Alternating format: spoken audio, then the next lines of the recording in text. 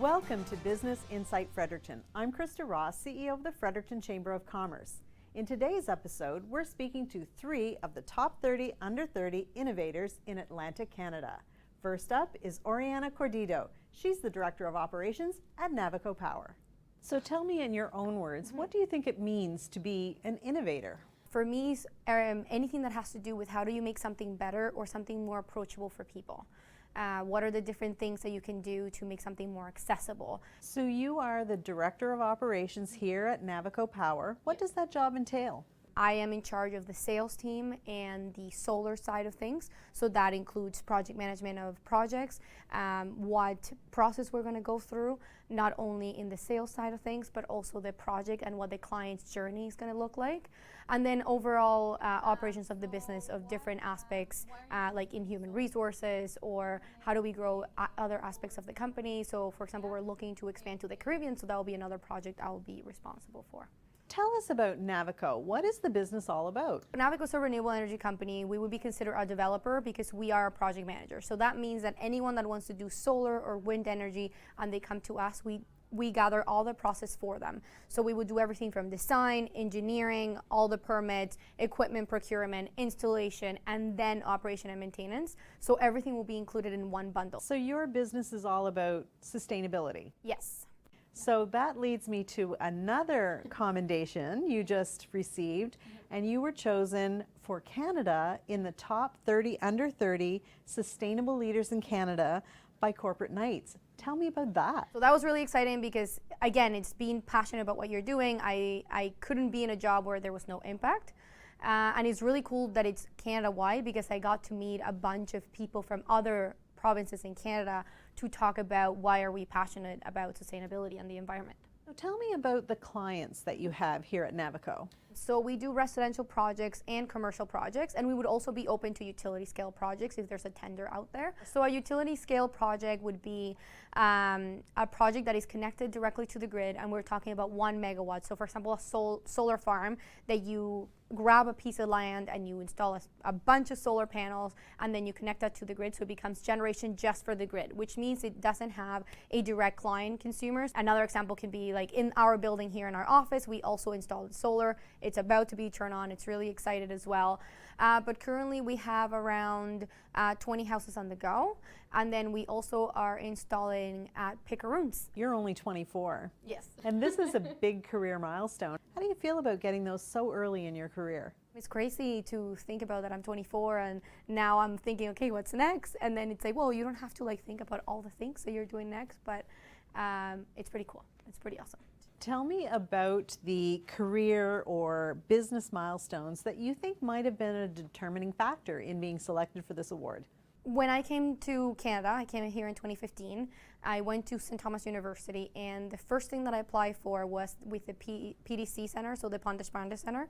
I applied for the Student Ambassador Program because I just wanted to be involved. I was like, I'm applying for everything. And I made a right choice because they exposed me to social entrepreneurship, and I fell in love with it. Tell me where back home is, and tell me how you ended up at St. Thomas University. I'm originally from Venezuela, and I always wanted to study abroad since I was a kid. I applied to 5 universities, got into all of them, but STU gave me the best scholarship, so I had to go with STU. But I knew STU was going to be the university because of their program. You are early in your career, but have you found time to do volunteer work at this stage in your career? Tell me about that. So I work with Venezuela 180. So what we do is that we fundraise money so we can provide humanitarian aid resources to other nonprofits in Venezuela. Apart from that, I also volunteer with Enactus. So Enactus is an entrepreneur club at University of New Brunswick and STU. COVID has had a huge impact on all of us, professionally and personally.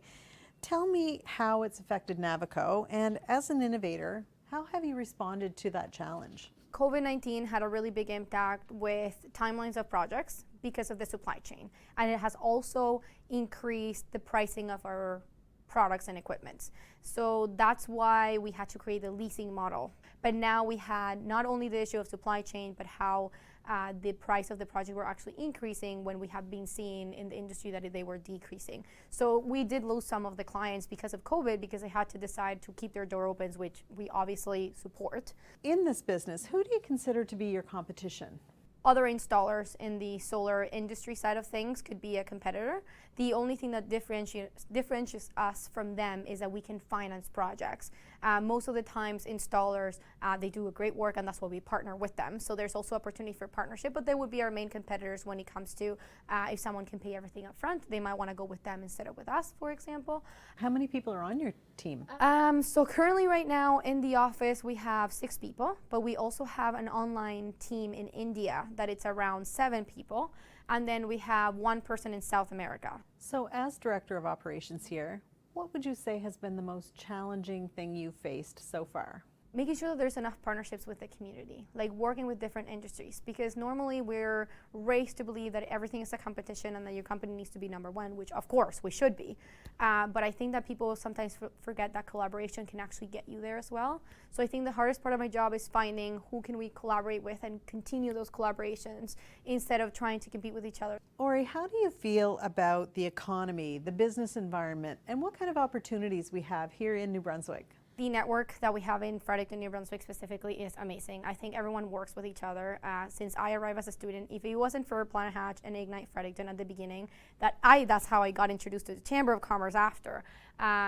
I don't think that we would have the network that we have. I think that the people that are responsible to making sure that people are involved are doing a great job. What about in this industry, which is a little bit new to us? What is the potential in this industry? So I think the potential in New Brunswick is pretty high. I just think that we need to help people to get more educated when it comes to how solar energy works specifically. But when it comes to solar, there's a bunch of opportunities for people to take advantage of it, and use it. So I think that there's a lot of growth, but I also feel that there's also a lot of growth to export our services to other countries as well. I think that there's a bit of both. And I think we're gonna start getting better here in New Brunswick when we get the government to give us better incentives in solar. Are there unique issues that your industry faces? Yeah, especially the incentives. I think that that's a big obstacle that any company in the renewable energy aspect would have. And that's also why we decided to do the leasing opportunity, because we wanted to make it accessible for people. If you could say one thing so far in your career that you're most proud of, what would it be? Enactus.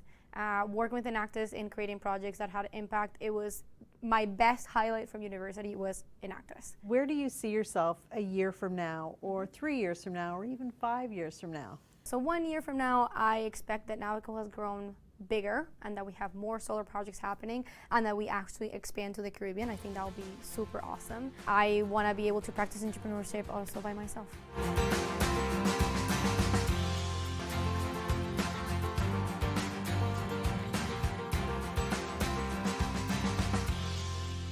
Welcome back to Business Insight Fredericton. I'm Krista Ross, CEO of the Fredericton Chamber of Commerce.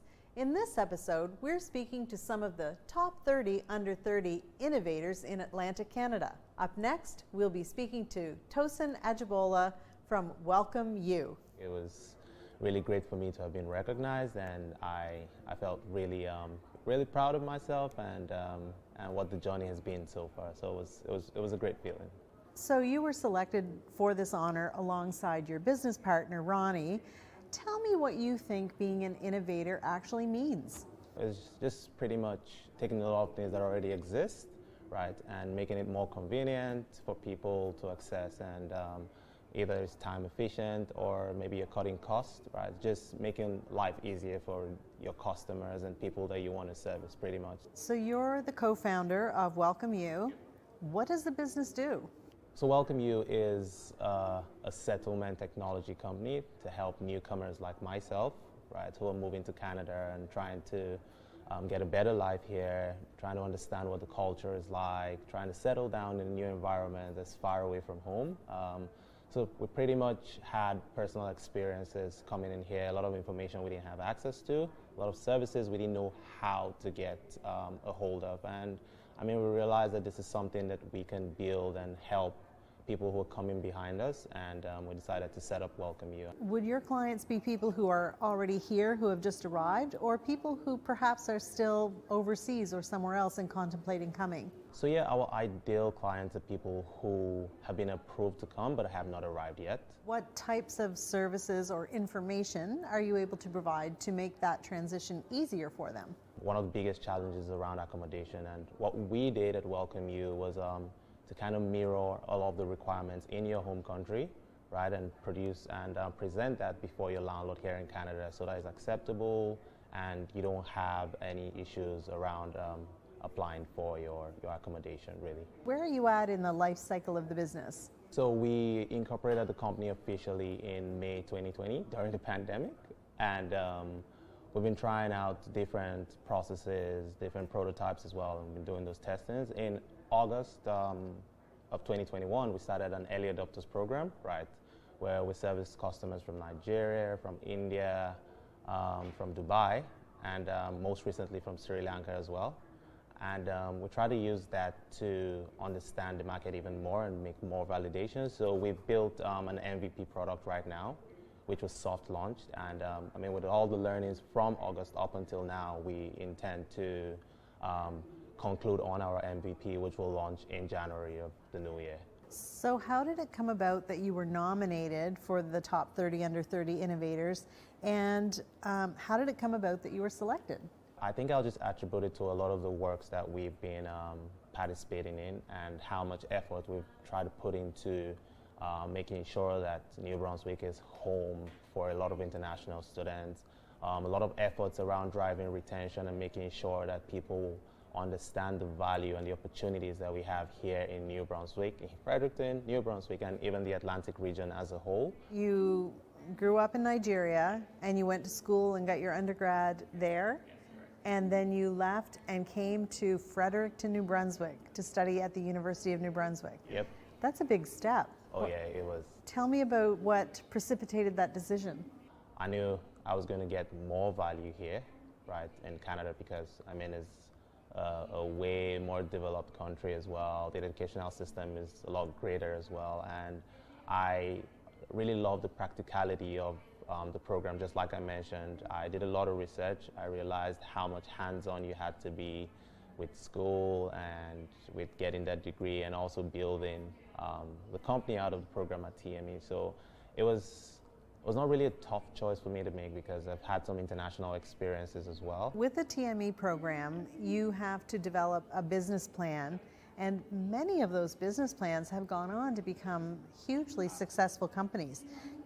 Is Welcome You the business plan that you created in TME? All four co-founders, we just had a whiteboard session, and there were a lot of things, a lot of issues that we saw that we could potentially provide value to, and being international students, we just felt this was one that spoke and resonated with each and every one of us. When I think about the business that you have, Welcome You, where does the revenue come from? Does it come from the people that are looking to move here, or do you have sponsored companies that want to promote to them? We have a hybrid business model today. We have the B2C, which is revenue comes from some of the individuals who are coming in, and that is majorly because we cut costs today by averagely about $800, right? So $800 that you would have spent, you probably get to pay about 20% of that right now.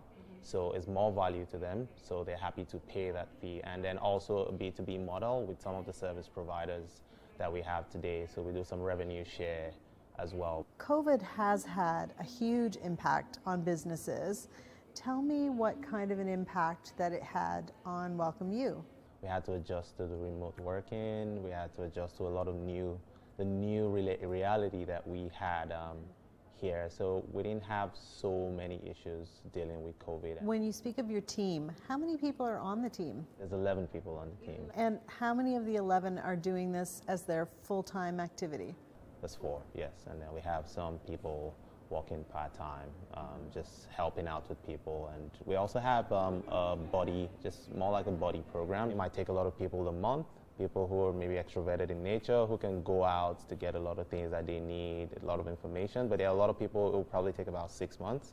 some probably about a year. So we need to make sure that we have people available to help you throughout that entire period. How do you promote your business to people that are considering moving to Fredericton? We did a soft launch. So what we did was we spoke to a couple immigration agencies, right, and some certified immigration consultants as well, right, to pass the message to their customers because they help them out with the approval process, with the application process. So once they get approved, right, they refer them to us and we're able to select 50 to start the early adopters program that we had. So our goal is to do a hard launch in Q1 next year. What has been the most difficult thing that you've experienced?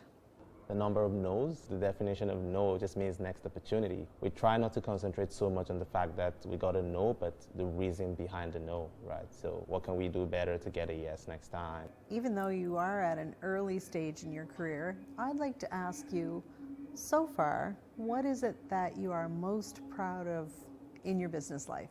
So definitely the 30 Under 30 nomination is number one right now because it's huge and I appreciate it, and I mean it's just really, I'm really grateful for it. What goals do you have, Tosin, for the next year or 3 or 5 years? I've had so much help and I feel the best way for me to give back is to key into the goal, the growth of the province and see how much I can contribute. So either through Welcome You or through supporting other businesses, whatever way I can support.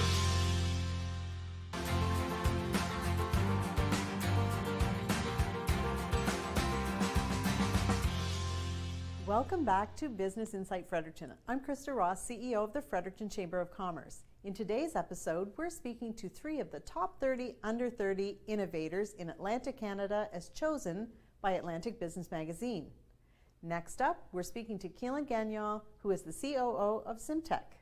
In your own words, tell me, what do you think being an innovator means? So there's a lot of problems in the world. There's a lot of problems that look very immense, that seem almost impossible to fix. I think being an innovator is being somebody or working with an organization that wants to solve that problem one piece at a time.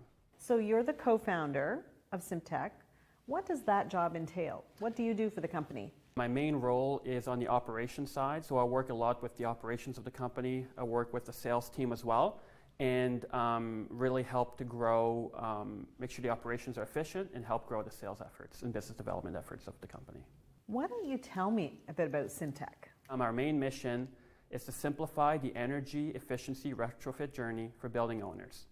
And we do that by basically helping building owners and homeowners by matching them with products and services that make their facilities more energy efficient and also help reduce greenhouse gas emissions.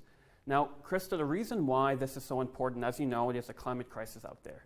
And basically at Syntec, our Grid Edge 360 platform basically makes it easier for governments, utilities, and service providers and homeowners to collaborate to help make those projects more easy. I'm interested in learning more about who your clients actually are. Mainly all of our clients are business to business. So that would be electric utility companies such as NB Power. It would be municipalities such as the City of Fredericton, as an example. And it would also be governments as well. So the way we do it is we provide our technology to those organizations to help their end users, which would be homeowners and building owners. So do you have any major projects on the go right now that you can tell us about? You know, we're working with NB Power. They've been a long-term supporter of Syntec since day one. Actually, right behind you is our first check from 2015 from NB Power, which we have right here, which is fantastic. We have a lot of projects going on in Nova Scotia, Newfoundland, Ontario, and we've recently started a brand new project in British Columbia as well. Tell me about career and business milestones and key achievements that you think might have been determining factors in being selected for this recognition as one of the top 30 under 30 innovators in Atlantic Canada. I think, Krista, one of the main things is a lot of the good work that we're doing with our customers. And recently we've been growing a company quite significantly. So I think that growth coupled with our great customer success in our projects we're doing was probably a factor that helped with this. I know that only 3 years after launching, your company was chosen by ONB as New Brunswick's Emerging Exporter of the Year in 2017. Have you achieved other awards, either personally or corporately? I think, Krista, one of, as I mentioned before, one of the awards that was won by our CEO here at Syntec, Asif Hassan, was the CEO of the Year Award. We've also had awards with Deloitte, which is, I think it was the Fast 50 as well. I believe that was in 2016. And we've had numerous smaller awards as well. And of course, my award here as well as Top 30 Under 30. Keelan, you graduated from UNB and immediately launched this business with your co-founders, Asif and Lionel. Tell us how that came about. So in 2012, Asif came from Bangladesh over to Fredericton, and Asif and I started our friendship at UNB St. John. And the company really started in fourth year engineering, where we have to do a final year engineering project, where Asif and I were partners. And then we had another individual that was there as well, and in order to do the project, we actually had to find a fourth individual. So that's where Lionel came in, and Asif and I didn't know Lionel that well at that time, but when he came in, we grew a great friendship, and then we grew the company from there. Keelan, what other things have you worked at in your career thus far? Share a bit of your background that led you here today. My entire life, I've always been a problem solver and an entrepreneur my entire life. From when I started my own landscaping company at grade 10 to when I went to doing Syntec, and then also growing my other interests as well as also playing in the real estate industry as well. But I think what's interesting is, one thing I've noticed about myself is it doesn't really matter what industry I'm in. I'm passionate about solving real-world problems and creating a positive impact. So when you started the company in 2014, there were 3 of you. How many people are here now? Krista, today we have 13 full-time employees and 2 contractors working for Syntec. Your business is set to double in sales from 2021 to 2022. Tell me about that. We've put a lot of resources and a big push on business development and sales.